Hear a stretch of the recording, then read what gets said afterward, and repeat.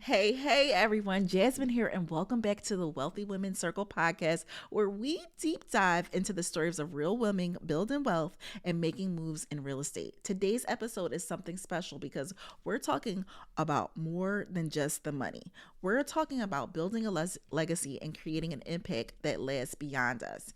When we talk about real estate, we're not just talking about assets or investments. We're talking about shaping the future for ourselves, for our family, and for our communities. So today I'm going to share some steps to help you start creating the legacy through real estate, plus some stats that show you how powerful real estate can be for long-term wealth and impact.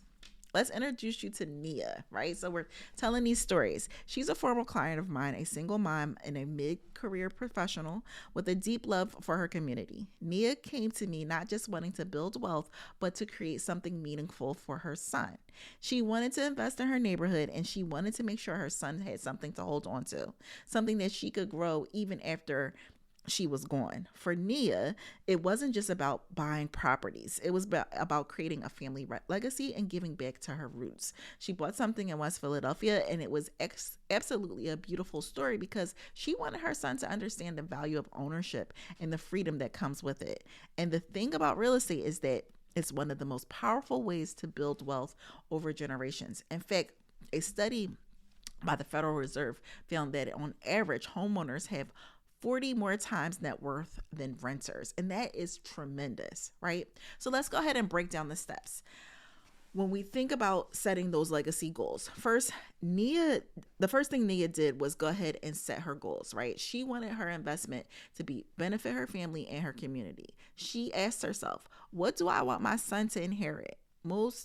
Not just financially in terms of values, but also setting the vision to give her a sense of purpose and her son a sense of like, this is what we own. We own a piece in our community. And it's just beyond owning property, but really taking ownership. And I know I'm using own a lot, but taking ownership in what we have here.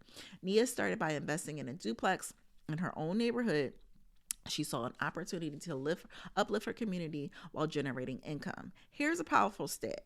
According to the Urban Institute, Black households only own 44% of their homes compared to the 74% of white households. So increasing ownership within our communities can have a huge impact. The next thing she did was real estate is probably one of the most reliable ways to create generational wealth.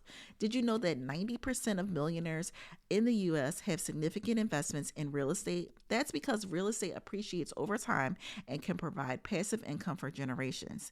Nia saw this as a way to set her up with something solid, something that would keep growing long after she was gone. Now, for Nia, community impact was a non-negotiable. As her portfolio grew, she made a point to work with local contractors and support local businesses that were in the neighborhood. So that was leaving the dollars in the community. She reinvested in her neighborhood, and that was something that we can consider as you build wealth. Supporting the local economy while building wealth? Yes, please. This is a legacy, and it takes it on to a whole nother level. All right, so here's a few steps that you can take today to go ahead and build the legacy with real estate, just like Nia did. Write down your legacy vision.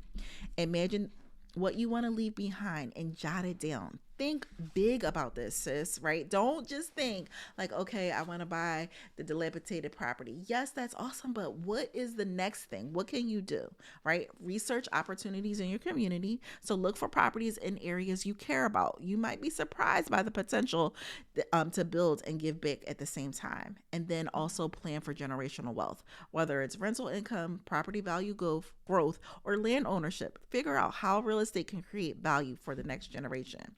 All right. So again, like I always do, I am providing a freebie to help you get started. I put together a legacy planning sheet. It's a simple tool for you to go ahead and map out your vision, set some goals, and start planning for those first steps. You can grab it in the episode description, and it's a great foundation for you thinking about what your legacy looks like. Building a legacy isn't just a dream. It's a series of choices and actions. Real estate gives us the power to create something lasting, something meaningful for our families and communities, but it also is something that you really have to be invested in to get it done.